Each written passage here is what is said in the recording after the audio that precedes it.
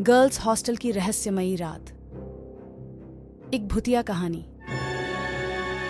कई साल बाद उस पुराने हॉस्टल को फिर से खोलने का निर्णय लिया गया। नई लड़कियों का एक समूह वहां रहने आया। उन लड़कियों में से एक थी प्रिया, जो काफी साहसी और जिज्ञासु थी। यह कहानी एक पुराने गर्ल्स हॉस्टल की है, जिसे कई सालों पहले ही बंद कर दिया गया था। इस हॉस्टल में पहले कई लड़कियां रहा करती थीं, लेकिन कुछ अजीब घटनाओं के बाद इसे अचानक बंद कर दिया गया। हॉस्टल खोलने के बाद पहले कुछ दिनों तक तो सब कुछ सामान्य था, लेकिन एक रात प्रिया की दोस्त राधिका ने अजीब सी आवाज़ें सुनी। आवाज़ें जैसे किसी के रोने की थीं। पहले तो उसने सोचा कि यह उसका वहम है, लेकिन जब उसने यह बात प्रिया को बताई तो प्रिया ने भी सुना। दोनों ने सोचा कि शायद कोई मजाक कर रहा है, लेकिन जब उन्होंने और भी लड़कियों से बात की तो सबने यह आवाज़ें सुनी थीं। अगली रात प्रिया और राधिका ने ठान लिया कि वे इस रहस्य का पता लगाएंगी। रात के 12 बजे जब सब सो रहे थे, वे दोनों टॉर्च लेकर हॉस्टल की छत पर गईं। छत पर एक पुराना कमरा था, जिसे हमेशा बंद रखा जाता था। उस कमरे से ही आवाज़ें आ रही थीं। वे डरते डरते कमरे के पास पहुंची और दरवाज़ा खोलने की कोशिश की। दरवाज़ा अपने आप खुल गया। अंदर घुसते ही उन्हें ठंडी हवा का एक झोंका महसूस हुआ। कमरे में बहुत सारी धूल और पुराना सामान बिखरा हुआ था।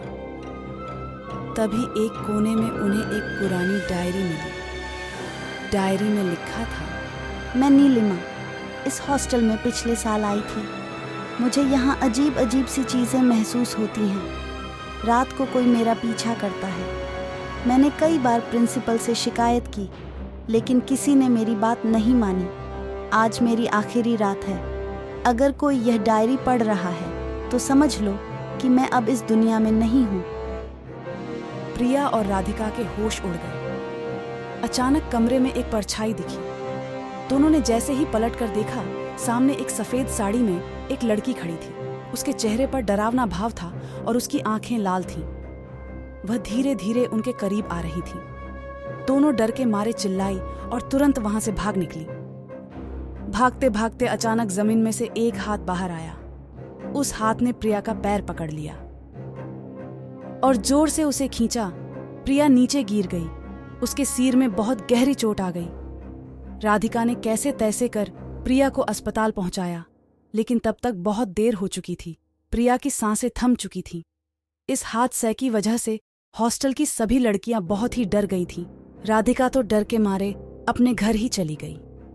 कुछ दिनों बाद राधिका ने अपने आप को संभाला और हॉस्टल वापस आ गई। वह हिम्मत कर छत के उस कमरे में गई। अचानक से फिर से रोने की आवाजें आने लगी। उसने अपने डर को काबू किया और वहां पर कुछ ढूंढने लगी। उसे वहां पर एक कंकाल मिला। राधिका ने उसे जला दिया। इस बीच उस भूत ने राधिका को रोकने की कई कोशिशें की, लेकिन वो नाकामयाब रही। आखिर में वो कंकाल जलने के बाद वह भूत हॉस्टल से भी चली गई। अगले दिन राधिका ने हॉस्टल की वार्डन को सारी बात बताई।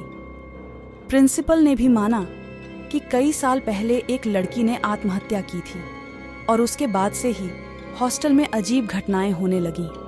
अब भूत तो नहीं था, लेकिन उन्होंने तुरंत हॉस्टल को बंद करने का निर्णय लिया। इस घटना के बाद उस हॉस्टल को हमेशा के लिए बंद कर दिया गया। राधिका ने अपनी पढ़ाई किसी और कॉलेज में की, लेकिन वो कभी उस रात को नहीं भूल सकी, क्योंकि उसने उस रात अपनी दोस्त को खो दिया था। वह हॉस्टल अब भी एक भूतिया जगह के रूप में जाना जाता है, जहां कोई जाने की हिम्मत नहीं करता। दोस्तों, अगर आपको हमारा चैनल अच्छा लगता है तो सब्सक्राइब जरूर करें। धन्यवाद।